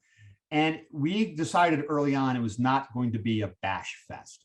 It's not going to be, this is wrong, this is wrong, this is wrong, this is wrong, because there's no shortage of those panels at sci-fi conventions. Come hear how the science in your favorite show sucks. Sitting up there and saying how smart we were was not part of the agenda. I'm smarter than those Hollywood dunderheads. No, we go topic by topic by topic and generally pick the good examples, except for Red Planet, where I kind of totally went off and Stephen had talked me off the ledge on that one because it was far worse when I first wrote it. But anyway, the point is, so traditionally we pick some theme that we've gone over in Hollywood science and explore that for a panel, and they're usually pretty good because I get some pretty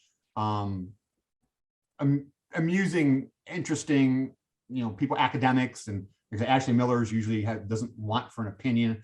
Just look at his comments on writer's block in the first book. Anyway, so this year we're going into taking a different approach, because another goal of the book, I also mentioned that it can be used as a textbook. That was certainly absolutely one of the goals, because I taught the class at UCLA in the evening that I would use this as a textbook for. So there's that. But also our goal was to teach the average, I was told not to use the word layperson, that some people find that offensive. I don't know what the word is, but just the person who's not in the entertainment industry, little ins and outs about the entertainment industry. And once you know a little bit more about how storytelling works in Hollywood and how that industry works and what it's like to work on a show and how many inputs you get, which we've already talked about, you get why sometimes the science in your favorite TV show, especially your science, may not be absolutely perfect. And sometimes that's not even a desire. Okay. Well, in addition, so we wanted to teach people about the storytelling in Hollywood. So this is our panel this year at Comic-Con. I haven't even submitted my panel description yet. We could still get rejected. But what we're proposing is to talk about storytelling in science, because there's a big push nationwide to teach scientists about storytelling rather than teaching storytellers about science, because storytelling is a good way to convey information, and to get storytelling is about getting people to see your point of view see the world through your eyes. And the one thing, like I mentioned, with the people, the anti-science people, the people who push conspiracy theories and that hydroxychloroquine actually works and things like that, without science, math, or logic on their side, they tell good stories. So now they're trying to teach scientists and science communicators the art of storytelling. So I actually worked on a project called Scope. It's through Northwestern University, that has 7 modules, and it's actually free, by the way, if you're a grad student or early career professional. Google Scope and Northwestern. But there's 7 modules where we teach, the art of storytelling, how to tell your story, your science story, to the public and get them to understand your science. When we're trying to get people to understand complex things like climate change, and it's useful to be able to put in your eyes. And that's what TED does. Everyone comes out and tells the story of what they're talking about. Usually it's through their viewpoint, their experience. It's always told as a story, and they're effective. They're gripping, stories. And a good example of how when scientists fail is on Cassini. One of our first press conferences early on, we had a scientist who was in this press conference with all cameras, all eyes on him, and he says, "We have detected a cloud of oxygen around the moon Enceladus." People are, "Yeah, oxygen, yeah, at Enceladus." And at that instant, it was obvious there was a disconnect, because this was as far as he was going to go, because he expected everyone in that audience, who were mostly media people, to get what that meant. So what did they do? They naturally, as soon as the cameras were off, they all turned to the people they'd seen on other press conferences, or and asked, "What does this mean?" Well, the problem was that's the worst counterexample you can think of, because this is early in the mission, and we had suspected that this moon Enceladus could have ice volcanoes spewing water into space. Well, water in space, if it's vaporized, the UV light from the sun hits it, turns it into, splits it into hydrogen and oxygen. Hydrogen being light goes away, the oxygen hangs around a little longer. So we have our first clue of ice volcanoes. And even better is that when we talk as educators about the scientific method, when you're in Science 101, I don't care if that science is biology or physics or astronomy, you talk about the kind of traditional scientific method, and then the more cynical amongst you will say, "Yeah, it doesn't really work out this way in the real world, but this is how it's supposed to be." Well, the whole story of Enceladus is a picture-perfect way of how the scientific method works, about the first observations, how the ice volcanoes were proposed, and how we ultimately saw them. And here he could have cast that as a compelling story. Here's the scientific method when it works. No, there's oxygen around Enceladus. Figure it out. So this is why we're countering a lot of forces like the anti-science bias. So this is one of the reasons why we are trying to teach scientists storytelling. Part of the reason we wanted to get scientists to be storytelling friendly, or at least understand a little bit of Hollywood, so maybe we wouldn't complain as much online. But also we're kind of on the cutting edge of time for scientists to stop hating Hollywood and sort of start embracing it as for their ability to tell stories, because Hollywood doesn't have any problem with engaging people and getting them to sit in front of their TV. We know that. So that's what we're going to talk about this Comic-Con. That's what we're pitching anyway, is why flipping that script and putting some Hollywood into science instead of the science in Hollywood. And kind of an interesting aside that ties into that, a lot of the community colleges within the Maricopa County system here actually encourage science majors to take their art of storytelling class series. So it's encouraged to take the science paired with the storytelling for That's that. a great idea. Express it.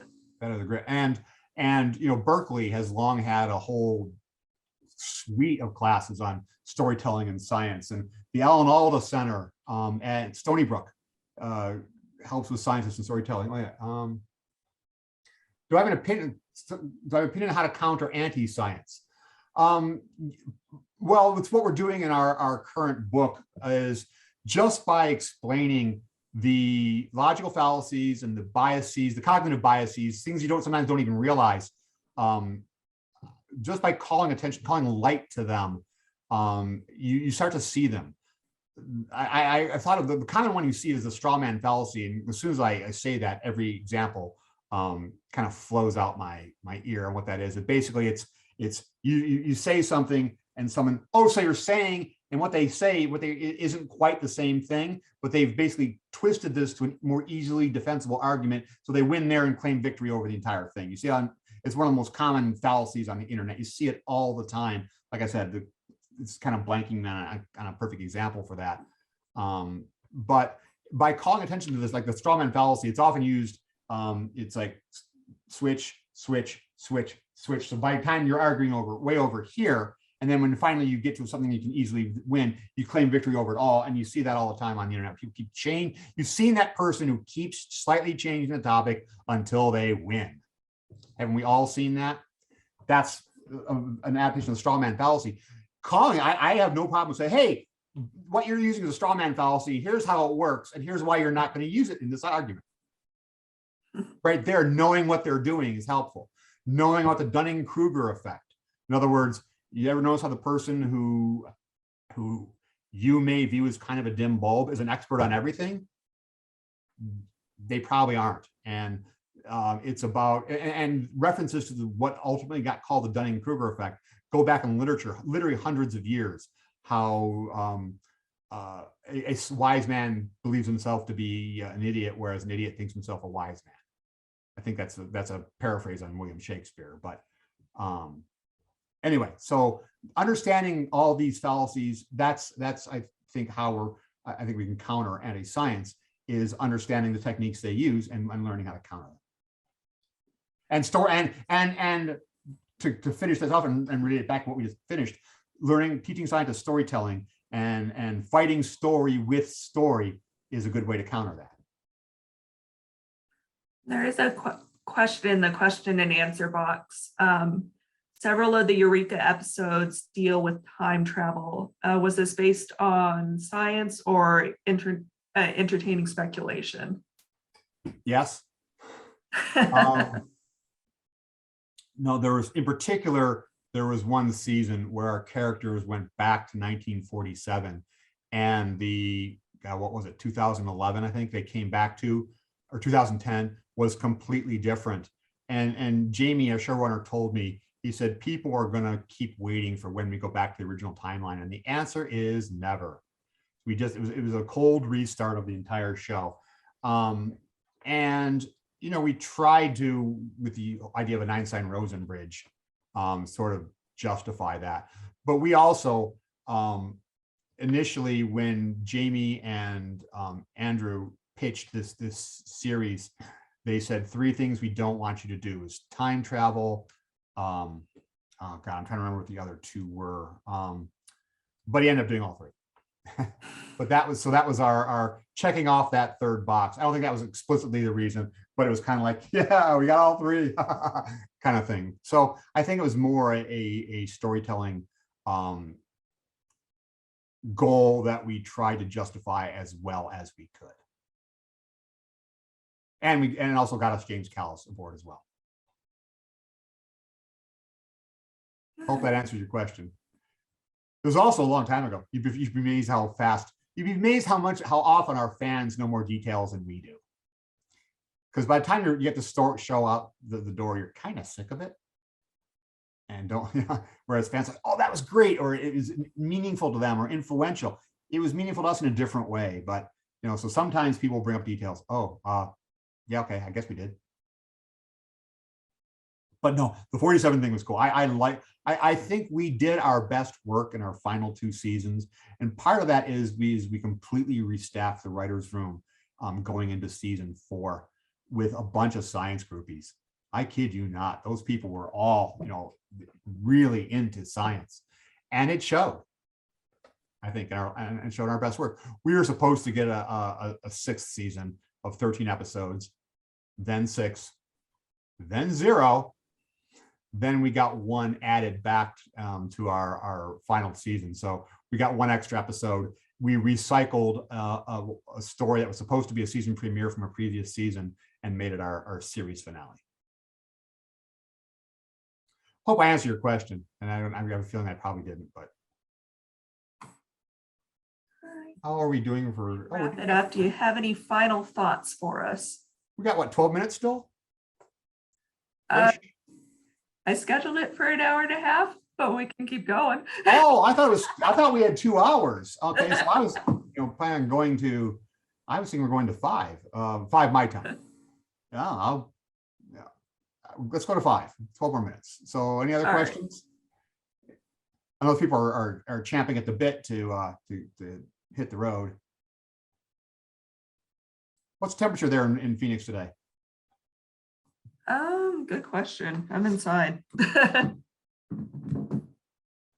Just curious. I don't know what springs. I mean, I actually had a rental condo for a while in Mesa. I no longer have that, but so I kind of have an idea that it gets warm there a lot earlier than it does, well, anywhere else. Yeah, it's been in the 70s and 80s a lot. 82. Okay, that's about the same here. It says 82. Oh, actually, no, it's only 61 here. It was 80 yesterday, in advance of the storms that shredded us. Anyway. So kind of tying back into the science. So in volume 1 and also in volume 2, there are quite a few times where you take like a science concept and then give examples of it within science fiction. So for instance, there's the example of Newton's 3 laws of motion, and you had examples from Doctor Who, from Gravity, and others. You're going into the publication of volume 3 and possibly soon volume 4. What other scientific concepts would you say are well represented? And if you were to like talk about one concept that's kind of interesting or core to scientific understanding and give kind of more recent examples from science fiction, what would you give? See, I hear that as a please talk about the Expanse question. Because there have actually been a lot of interesting productions lately, other than the Expanse. There are, but the fact is, the Expanse they milk Newton's 3 laws. I mean, some things that are 400 years old that no one really ever depicts well, and they do a great job, and in ways that are counterintuitive, only because we haven't seen it before. So, I mean, they get a whole arc out of Newton's laws when these spaceships traveling through space suddenly, through a science fiction thing, just stop. And that may sound, they slow down. They don't completely stop, but they slow down dramatically in an instant. And the result of that is pretty catastrophic, and it's really dramatic. So there's 3 really gripping episodes just as the result of Newton's first law. And I thought that was extremely cool. Also about how wounds heal in space. There's that too. That there's 2 parts of that. There's the Newton's first laws, what happens if we suddenly stop, and what happens to people who are injured in space. And I assume they did their research on that. We'll probably delve into that in Hollywood Science. I assume that all those things they said about, if you're bleeding, you're dead, was kind of the outcome of that. It's like, oh, that's kind of gnarly. So basically, they said your system of healing is based on gravity. Without that, if you're injured badly, you're kind of dead. You're a dead person floating. So that was again, there was a gripping 3 to 4 episode arc, 3 on that whole thing, and that was great. And that's just Newton's laws. Trying to think of something else that something I haven't seen yet. I can't really comment on. I have an idea on is Discovery and a chemical version of Arrival sounds kind of interesting. What's interesting? I talked in this book. I did an interview with David Peterson talking about languages, and David Peterson, he did Dothraki and High Valyrian for Game of Thrones. And on Defiance, he created the language Erathian, Castathan, and Olmec. If you saw Defiance, I can say Pabunaksa, Jimmy Doa Roostajay, which is Castathan for so say we all. Anyway, I talked with David Peterson. I was initially talking about languages because doing languages like Belter, they had a language person. It wasn't David, but they had a language person who drives Belter. They get people who do conlangs. Constructed languages are a thing now in TV, and that was part of Arrival and the current season of Discovery. But also, the one thing we had a lengthy discussion on was the Star Trek Next Generation episode Darmok, about a species who would talk only in metaphor. And I'm not a fan of that episode as much as other people are, because I just don't get, how do you grow up learning that language? And David said, well, clearly there's a base language they use, and then due to whatever hierarchy or ego that Darmok simply refuses to use, or not Darmok, I can't remember the character's name. But anyway, so he just won't drop down to the more childish language that we could probably translate. So his ego is part of that equation. But he said there's one thing that in a word, he convinced me that could come about. He said, we already do talk like that. Memes. True. Because if I say, what? Angry girlfriend or jealous girlfriend, you got a picture in your mind of a meme. There's the, I don't know what the cat one's called, the one where the people are angry and pointing one thing, the cat's sitting there, I don't know what that, there's a term for all these, there's like a quick one line, but we post, memes all the time. And so, and TikTok, they have, there are people who take a clip of a song and do their version of a dance or something to the exact same clip. And that's essentially a meme using, only approximately what they're going to do, or the dance they're going to do, or their actions because of what clip they're using. I'm not a big TikToker. I only discovered it recently. I'm never going to post anything because it's basically, it's an intelligence collecting device. But anyway, everybody seems to forget that, like about 3 or 4 years ago when it came out, that TikTok is probably sending back intel to the writers. But anyway, that was in the news for about a week, and then it went away, and then everyone's using TikTok. But anyway, so I won't use it, but it's fun watching some of the things people put together. Like I said, there's a song that's popular for about 2 weeks, and everyone does their variant on that, and then it's something else next week. But those are essentially like memes. You kind of know what you're going to get when you hear the song start. So anyway, so the idea of languages, and languages being a natural development of intelligence, and the fact that as we try to make things more and more realistic seeming, the word verisimilitude, may not be accurate, but it seems real, is what's most important. And so we're now even spending the time to not only get science right, but to get languages to seem more realistic. And like I said, we talk in the 3rd book, probably actually might be pushed to the 4th book, about languages and how Darmok could actually be a real thing. And then we've got I think this is a good wrap-up question here from someone in the audience. They ask, what advice do you have for a first-time writer of science fiction? The reason why, well, let me start over. When my friend and I wrote that script to get our foot in the door at Paramount, we wrote our Voyager script. We went in with the assumption that the reason roughly 1 in 1,000 people get invited in is because they try to cram everything they ever wanted to see in a science fiction story into one. And having worked with Star Trek writers on other series, they all said, yep. So, pick your focus and stick with it. Don't try to make a kitchen sink thing. We said we're going to use 2. We're going to have a really good space battle that honors Newton's laws and things like that. And I don't even remember what the other one was. Oh, I do remember what it was. We had a colony of Klingons in the Delta Quadrant in our story. And they were old style Klingons. So they couldn't be here using their old style battle cruisers. They couldn't be here yet, let alone be here and established. So something about them being here has implications for us getting home. We need to figure out what it was. And since they're old style Klingons, they don't like us much. So that was kind of the story, was getting the Klingons to tell us how to get home in a short amount of time. And but they didn't want to use it because they didn't want to put Klingons in Delta Quadrant, which they ultimately did, I should point out.